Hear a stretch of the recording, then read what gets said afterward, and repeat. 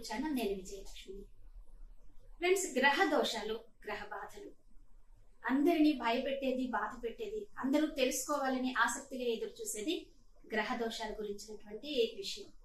So మరి ఆ విషయం గురించి మనకి వివరించడం కోసం మన ముందున్నారు అరసవల్లి శ్రీకూర్మం సింహాచలం దేవస్థానం, అలాగే కనక మహాలక్ష్మి దేవస్థానంల ఆస్థాన పంచాంగకర్త దైవజ్ఞ శ్రీ తెన్నేటి శ్రీనివాస్ శర్మ గారు. వారిని అడిగి దానికి సంబంధించిన విశేషాలు తెలుసుకుందాం.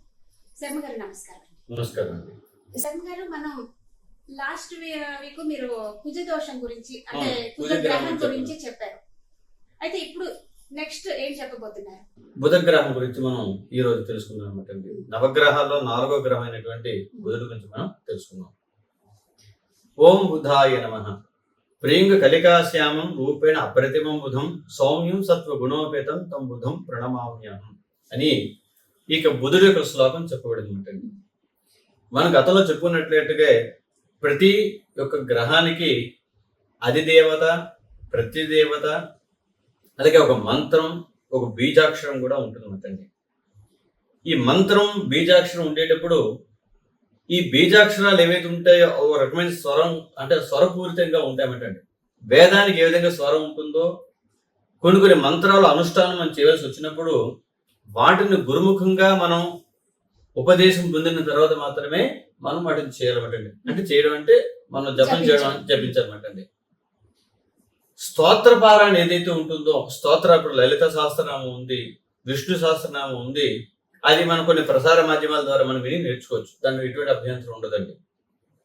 కానీ ఒక రకమైన మంత్రం ఏదైనా ఉన్నదనుకోండి, గురు మంత్రం ఏదైనా ఉందనుకోండి, ఈ లక్ష్మీ గణపతి ఏదో మంత్రం అని ఉంటుంది, అలా కొన్ని చాలా రకాల మంత్రాలు ఉంటాయి, చండీ మంత్రాలు ఉంటాయి.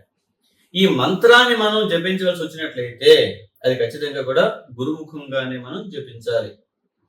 మనం ఈ విషయంలోకి వచ్చినట్లయితే మనం స్తోత్రం గురించి చెప్పుకుంటున్నాం అంటే నవగ్రహ శ్లోకాలు ఉంటుంటాం. శ్లోకానికి మనం పఠించేటప్పుడు కేవలంగా ఏంటంటే ఆ యొక్క మంత్రం యొక్క శ్లోకం ఏదైతే ఉంటుందో దాని అర్థం చెడిపోకుండా, అక్షరద్వాషం లేకుండా మనం జపించినట్లయితే మనకి అది మంచి అనుకూలంగానే ఉంటుంది. శ్లోకం ఉంటే చాలు పెట్టండి. అయితే మనం చెప్పుకున్నట్టే ఈ బుధుడి గురించి చెప్పుకున్నప్పుడు నవగ్రహాల 4వ గ్రహం బుధుడు అనమాట. ఈ బుధుడికి సంఖ్య 17,000. ఆ జపాన్ని చేయవలసి వచ్చినట్లయితే మనం 17,000 సార్లు ఆ మంత్రాన్ని లేదంటే ఆ శ్లోకాన్ని మనం జపించవచ్చు అనమాట.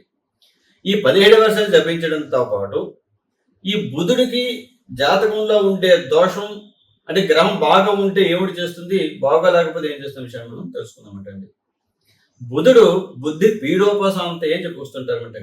బుద్ధికి ఏదైనా ఒక జాతకంలో గ్రహం బుద్ధుడు కానీ మంచి బలంగా ఉన్నట్లయితే వాళ్ళకి మంచి బుద్ధి ఉంటుంది, మంచిగా అంటే ఆలోచన సక్రమంగా సాగుతుంది. ఇకే బుధుడికి అధిదేవత, ప్రతిదేవత కింద విష్ణుమూర్తి కూడా ఉంటారన్నమాట. అధిదేవత, ప్రతిదేవత. ఓం భూర్భువస్సువః. బుధుడికి అధిదేవత మావాహ్యం అన్నప్పుడు శ్రీ మహావిష్ణు ఆవాహ్యామి, శ్రీమన్నారాయణ ఆవాహ్యామి. మహావిష్ణువు కూడా చేస్తుంటారు, అలాగే విష్ణువు ఆవాహ్యం. అంటే ఇక్కడ 2 రకాలు ఒకటే అయినప్పుడు కూడా ఉంటుంది అంటే విష్ణు. అందుకే బుధవారం నాడు ఎక్కువ కూడా విష్ణు ఆరాధన ఎక్కువ చేస్తారు. చూడండి, ఎక్కడైనా సరే ఏకాదశి బుధవారం పడినా సరే విశేషంగా చూస్తుంటారు.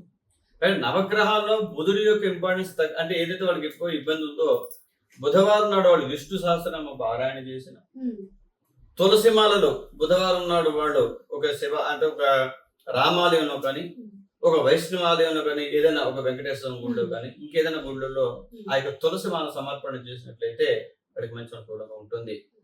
ఇక మొక్కల విషయానికి వచ్చినట్లయితే నవగ్రహాల్లో బుధుడికి ప్రీతికరమైనది ఉత్తరేణి అనమాట.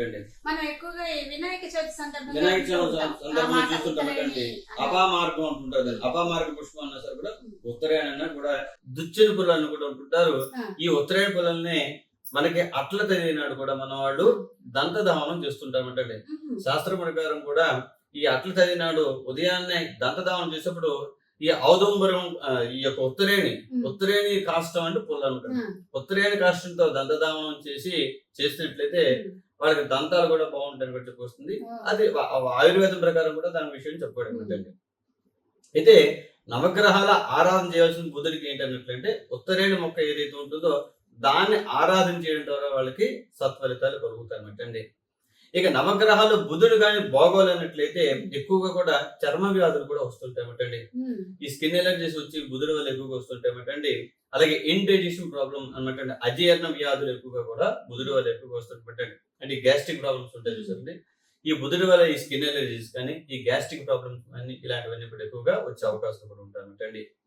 బుధుడు జాతకంలో కానీ బలంగా ఉన్నట్లయితే, అంటే బలహీనంగా ఉంటే లెక్కలు కూడా సరిగ్గా రావన్నమాట అండి.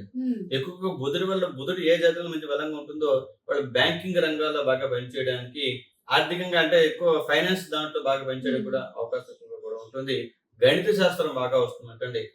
జ్యోతిష్యం బాగా రావాలన్నా, గణిత శాస్త్రం బాగా రావాలన్నా ఆ జాతకుడికి బుధుడు బలంగా ఉన్నట్లయితే మంచి బుద్ధి ఉంటుంది. బుద్ధి కుశలత ఎక్కువగా ఉండడం ద్వారా కూడా సూక్ష్మంగా వాడు వెళ్లే పరిస్థితులు ఎక్కువగా కూడా ఉంటాయన్నమాటండి. అంతేకాకుండా ఈ బుధుడు కానీ బలహీనంగా ఉన్నట్లయితే కూడా వాడి బుద్ధి ప్రచోదనం ఎక్కువగా ఉంటుంది. ఏది చెప్పినా మర్చిపోతుంటారు అన్నమాట, సరిగ్గా కూడా గుర్తుండదు అన్నమాట. వాళ్ళకి లెక్కలలో కూడా గణిత శాస్త్రం వాడు సరిగ్గా అభ్యసించదు, జ్యోతిష్యం సరిగ్గా రాదు, ఏ విషయాలు కూడా చాలా మందకొడిగా కూడా ఉంటారు. ఇంకొక ప్రధాన విషయం ఏంటంటే, బుధుడు జాతకంలో బలంగా ఉన్నట్లయితే వాళ్ళకి మంచి వ్యాపార ధోరణి ఎక్కువగా ఉంటుంది. అందుకే ఆశ్లేష, జ్యేష్ఠ, రేవతి ఈ 3 నక్షత్రాల్లో పుట్టిన వాళ్ళు బుధ మహాదశలో పుడతారు. ఆశ్లేష, జ్యేష్ఠ, రేవతి అన్నమాటండి. కాబట్టి ఈ నక్షత్రంలో పుట్టిన వాళ్ళకి ఎక్కువగా కూడా వ్యాపారం చేయడానికి కోరికలు ఎక్కువగా ఉంటుంటాయి అన్నమాట. ఈ 3 నక్షత్రాల్లో పుట్టిన వాళ్ళకి వాళ్ళు బుధ మహాదశలో కూడా పుడతారు అన్నమాట. అంటే జననకాల సమయంలో ఈ పుట్టేవాడు ఈ బుధ మహాదశలో పుడతారు కాబట్టి ఆ జాతకుడు ఆ జాతకాల అంటే ఆ జననకాల సమయంలో బుధుడు కానీ బలహీనంగా కానీ ఉన్నట్లయితే వాడు ఎక్కువగా కూడా బుధుడికి ఆరాధన చేయడం ద్వారా, విష్ణు సహస్రనామ పారాయణం చేయడం ద్వారా కూడా సత్ఫలితాలు పొందే పరిస్థితి కూడా ఉంటుందన్నమాట. అంతేకాకుండా ఈ బుధుడు మనం అనుకున్నట్టుగా బలహీనంగా ఉంటే ఎలాగా బలంగా ఉంటారంటాం. వ్యాపారం చేయడానికి కూడా ప్రధానంగా ఇంపార్టెన్స్ ఇచ్చే గ్రహం ఎవరంటే బుధుడు మాత్రమే అన్నమాట. ఈ నవగ్రహాల్లో బుధుడికి మనం రత్నం విషయానికి మనకు వచ్చినట్లయితే బుధుడికి మనం ధరించాల్సిన రత్నం పచ్చ అనమాట అండి. అంటే నేను చెప్పేది ఈ ఆశ్లేష, జ్యేష్ఠ, రేవతి ఈ 3 నక్షత్రాలు పుట్టిన వాడు ఎవరైనా సరే కూడా వాళ్ళు పచ్చ ధరించాలి. వాళ్ళ లైఫ్ స్టైల్ ఏదంటే పచ్చ ధరిస్తే వాళ్ళకి అనుకూలంగా ఉంటుంది అన్నమాట. ఇందులో జాతి పచ్చలని అనేక రకం పచ్చలు ఉంటాయి. ఆ రత్నం ఏది ధరించినా సరే కూడా సరైన సమయాన్ని, రత్నాన్ని ఎప్పుడు ధరించవలసి వచ్చినా సరే కూడా ప్రత్యక్షంగా అంటే డైరెక్ట్ గా ఆ యొక్క రత్నాన్ని ధరించకూడదు అన్నమాట. ఈ రత్నంలో ఎంత పవర్ ఉన్నదో కూడా తెలుస్తుంటుంది అన్నమాట. కాబట్టి రత్న పరీక్ష చేసిన తర్వాత, అంటే సరైన జమాలజిస్ట్ ఉంటుంటారు, రత్న శాస్త్రం తెలిసినట్టు ఉంటారు అన్నమాట.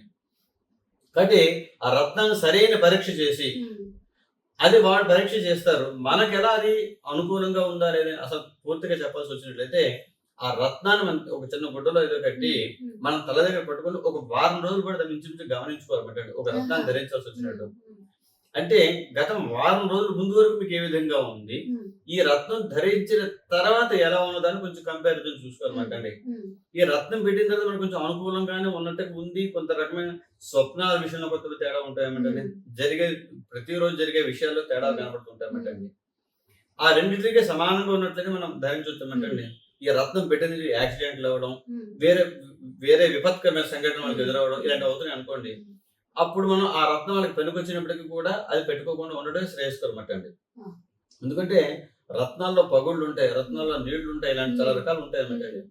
సరైన రత్న పరీక్ష చేయకుండా రత్నం సరైనదో కాదో కాకుండా చెప్పడం మనకి అనారోగ్యంగా సరైన మందు వేసుకుంటే అది అనుకూలంగా ఉంటుంది, లేదా అది వికటిస్తుంది. కాబట్టి అదే కూడా రత్నం కూడా సరైన రత్నం కాకపోతే దానివల్ల మంచి ఫలితం కాకుండా చెడు ఫలితాలు ఇచ్చే పరిస్థితులు కూడా ఉంటాయి అన్నమాట. కాబట్టి రత్నాన్ని ధరించేటప్పుడు ఖచ్చితంగా కూడా రత్న పరీక్ష చేసి మనం ధరించడం అంతేనా శ్రేయస్కరం. ఇప్పుడు ఈ రత్నం ధరించడం, మీరు పచ్చ ధరించాలి అన్నారు ఈ బుధగ్రహ శాంతి కోసం. ఎందులో అంటే బంగారం, ఉంగరం అలా ఏవో కొన్ని చెప్తూ ఉంటారు. సాధారణంగా కొన్ని గ్రహాలకి పెట్టుకునే ఏవైతే ఈ లైఫ్ స్టోన్స్ ఏవైతే ఉంటాయో, ఈ రత్నాలు ఏవైతే ఉంటాయో అదృష్ట రత్నాలు అంటుంటారు కదా, ఈ బుధుడికి ఈ రత్నాన్ని కుడి చేతి ఒక చిటికిని వేలకు ధరిస్తే మంచిది అనమాట. పచ్చ అనేది కుడి చేతి ఒక చిటికిని వేలకు ధరిస్తే మంచిది. ప్రధానంగా కూడా బుధుడు ఏది పచ్చ ఉందా దీన్ని కూడా చాలా మటుగా వెండిలో ఎక్కువ ధరిస్తారు అనమాట అండి. వెండిలో ఎక్కువ ధరిస్తుంటారు అనమాట అండి. లేదు బంగారంలో పెట్టుకున్నా పర్వాలేదు అనమాట అండి. మొదటగా ఎక్కువగా ఎవరైనా సరే కూడా ఈ యొక్క పచ్చని వెండిలో ఎక్కువగా ధరిస్తారు. అది కుడి చేతి యొక్క చిటికిని వేలకు ధరిస్తే మంచిది. ఈ రత్నాన్ని ధరించేటప్పుడు కూడా మమ్మల్ని ఇంత మంచి కూడా పరీక్ష చేసిన తర్వాత వాళ్ళకి అనుకూలంగా ఉంది కాబట్టి వాడు ఒక ఉంగరాన్ని తయారు చేయించుకొని వాళ్ళ వేలు సైజు చేయించుకొని శుభ్రం చేసుకొని అనేక రకాలుగా వస్తుంది కాబట్టి, ఆ రత్నం వస్తుంది కాబట్టి శుభ్రం శుద్ధి చేసుకొని, ఎంత పంచగవ్యాలు ఉంటాయి మన గోమూత్రం, గోమయం, గోదది అంటే పెరుగు, ఆవు పాలు, ఆవు నెయ్యితో శుభ్రంగా కడిగి ఇవన్నీ చేయడం రక్షణ సింపుల్ గా చేసుకోవాల్సి వచ్చినట్లయితే మన గంగాజలం ఉంటుంది, ఇంట్లో అందరం గంగాజలం ఉంటుంది, గంగాజలం అంటే పుణ్యక్షేత్రంలో ఉండే వాటిల్లో చేసుకొని, ఇవి కూడా లేని పక్షంలో ఏమీ లేవన్నాను అనుకోండి, దిగులే శివాలయం, రామాలయం ఏదో ఉంటుంది అనుకోండి, ఆ గుళ్ళో ఆ దేవుడి దగ్గర పెట్టి 2 రోజులు పూజ చేయించుకొని బుధవారం నాడు బుధవారం ప్రతిరోజు ఆ హారం సూర్యోదయం లాగా ఐదుగా ఉంటుందంటే ఆ బుధవారం నాడు ఆ హారలో ఆ యొక్క బుధుడి యొక్క శ్లోకాన్ని జపిస్తూ తూర్పు వైపు తిరిగి ఓం బుధాయ నమః అని చెప్పి ఆ ఉంగరాన్ని అభీష్ట చిత్తి మనసులో ఏ కోరుకుందో దాన్ని తలుచుకుంటూ ఆ రత్నం ధరించడం ద్వారా వారికి సత్ఫలితాలు వచ్చే పరిస్థితులు కూడా ఉంటాయి అన్నమాట.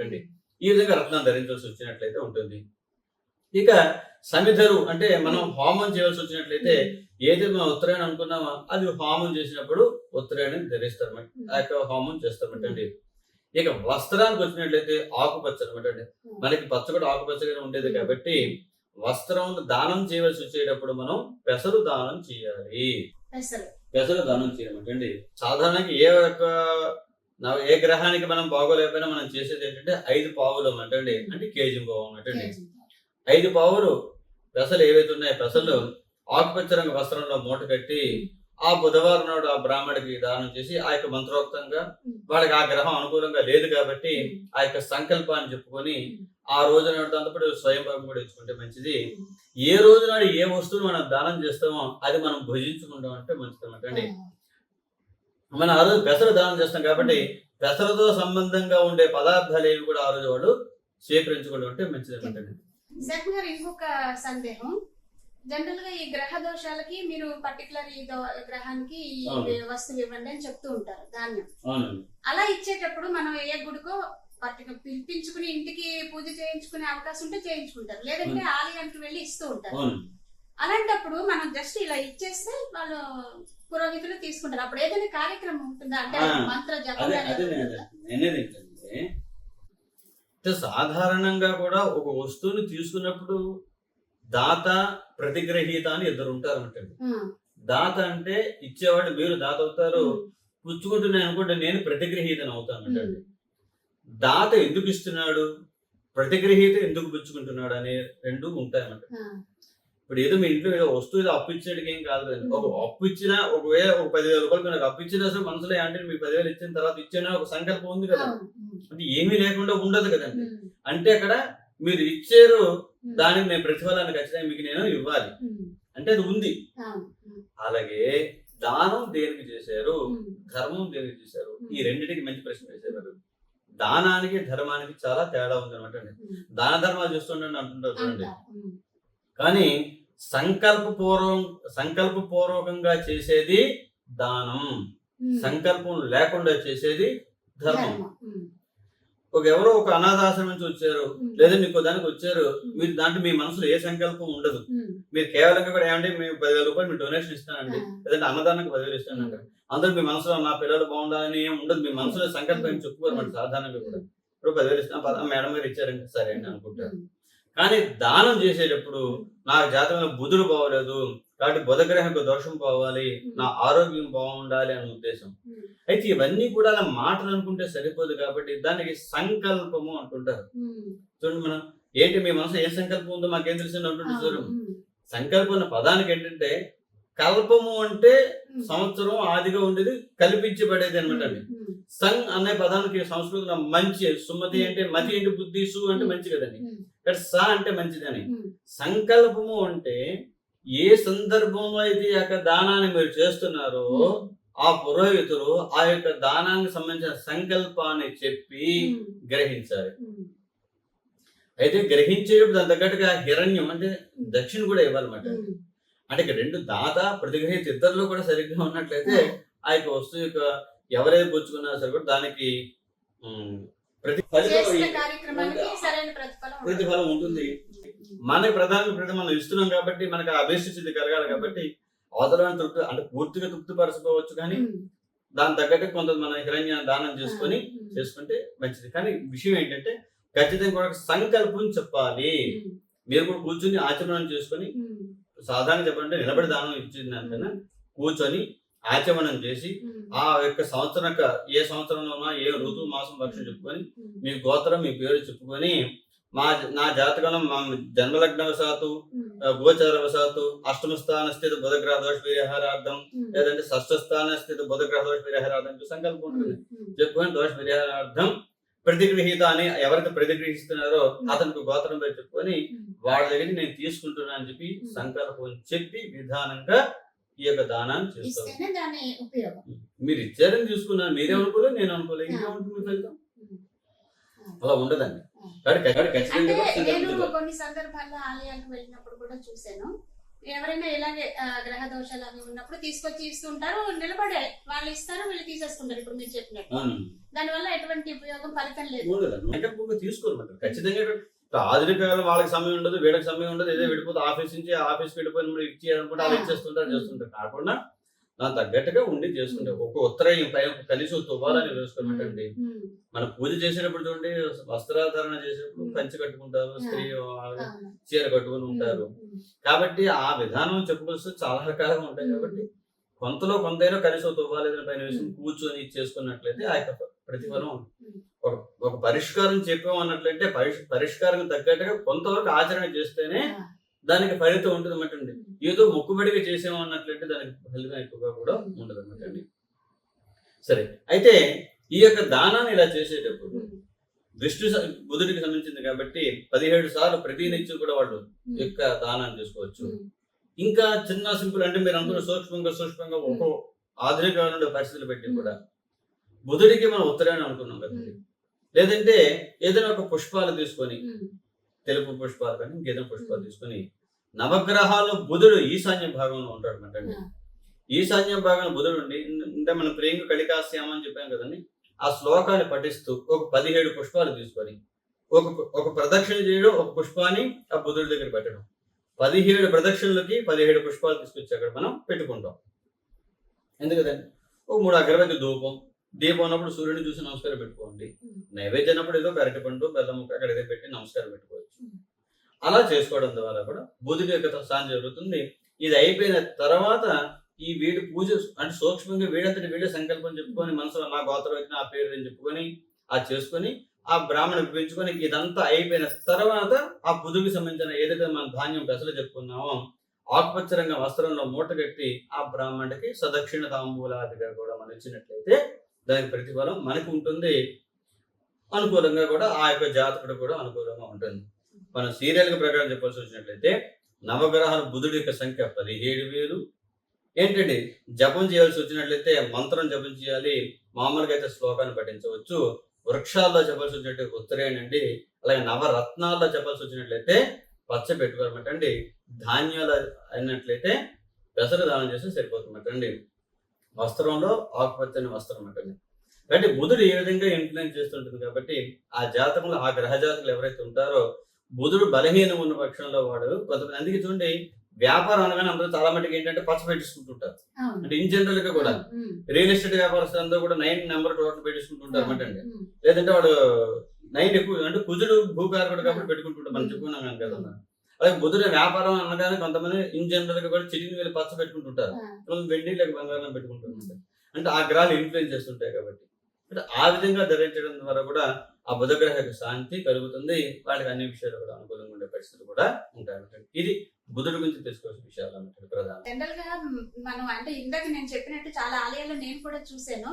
వాళ్ళు వెళ్ళడం ఏదో పంతులు గారు పురోహితులు చెప్పారు కదా మనం దానం ఇచ్చేస్తామని ఇవ్వడం తీసుకోవడం, వాళ్ళు కూడా మరి కంగారులో ఉంటారో ఏంటో ఇద్దరు కూడా అలా జరుగుతుంది. ఇప్పుడు మీరు చెప్పిన దాన్ని బట్టి బాగా అర్థమైంది ఏంటంటే ఖచ్చితంగా సంకల్పం చెప్పించుకుని ఇస్తేనే దాని యొక్క ఉపయోగం ఉంటుంది. అదే కొంచెం సమయం అయ్యా ఒక 10 నిమిషాలు ఉంటామండి, కొంచెం సంకల్పం చెప్పి తీసుకోండి అన్నట్లయితే వాడు దానికి తగ్గట్టు. ఈ విషయం చాలా మంది అంటే ఇచ్చామన్నట్టుగా వెళ్ళిపోతారు తప్ప ఈ విషయం ఇంత పర్టికులర్ గా గమనించడం అనేది చాలా తక్కువ. సో చాలా మంచి విషయాలు చెప్పారండి, ధన్యవాదాలు.